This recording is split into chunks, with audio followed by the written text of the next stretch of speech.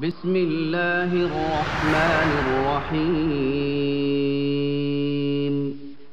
Bagaimana cara menasihati suami yang belum mengenal sunnah dan masih sering meninggalkan sholat? Dan bagaimana cara agar hati sang istri ikhlas dan sabar menghadapi sikap suaminya tersebut? Jazakallahu khairan. Baik. Cara menasihatinya kita aja dia yang kita melihat memang itu saat yang tepat untuk mengajaknya. Iya. Dan mengajaknya dengan lembut. Jangan kasar. Pulang kerja langsung marah-marah. Iya, enggak. Dengan halus. Iya, karena suami tidak sampailah seperti Firaun. Iya kan? Pasti itu suami tidak sejahat Firaun. Tapi Firaun orang paling jahat sedunia. Ketika Allah Subhanahu wa taala mengutus Nabi Musa dan Nabi Harun, apa yang Allah katakan kepada keduanya? Faqula lahu qawlan layyina. Katakan kepada Firaun ucapan yang lembut. Ini kan Firaun, manusia terjahat karena dia mengaku dirinya Tuhan. Firaun, suami tidak seperti itulah. Maka kita berlemah lembut saja mengajaknya. Iya, kalau diterima sabar, belum ada hidayah. Kita doakan tetap sabar melayaninya. Iya, perlihatkan bahwa kita kenal agama bukan berarti tambah buruk. Kita kenal agama, tambah bagus. Anggaplah tadi suami pulang kita masih acak-acakan. Ya kan? Maksakan belum siap. Diteriaki baru siap. Sekarang kalau kita sudah kenal agama, sudah berubah. Ya. Suami datang, dia mau makan ada. Ya. Dia mau diri kita sudah siap. Kamar sudah rapi. Iya.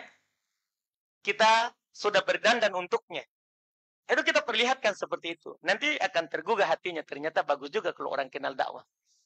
Kalau orang belajar mengaji begini. Bagus. Karena dia makin bagus untuk kita. Makin bagus untuk kita. Jadi nampakkan. Sebenarnya tidak perlu kita ucapkan. Karena mengajak orang itu tidak harus kita ngomong. Kita cukup perlihatkan bahwa kalau kita begini, kita tambah baik daripada sebelumnya. Tambah baik daripada sebelumnya. Kita perlihatkan secara amalan. Maka itu namanya kita juga berdakwah kepadanya. Iya. Jadi kita lihat mana yang maslahat, yang baik untuk suami kita. Saya tidak bisa kasih ketentuan yang umum karena masing-masing orang itu berbeda-beda. Kita yang lebih tahu. Suami kita. Karena kita hidup bersamanya seranjang. Iya. Kita tahulah apa yang cocok disampaikan dan saat kapan.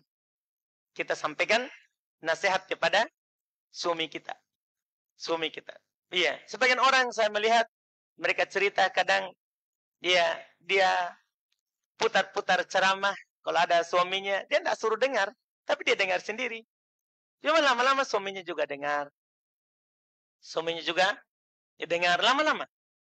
Iya. Sebagian orang tidak diajak suaminya. Tidak diajak.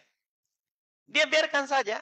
Suaminya cukup dia lakukan hal-hal yang membuat suaminya itu tahu kalau dia tambah bagus, tambah baik.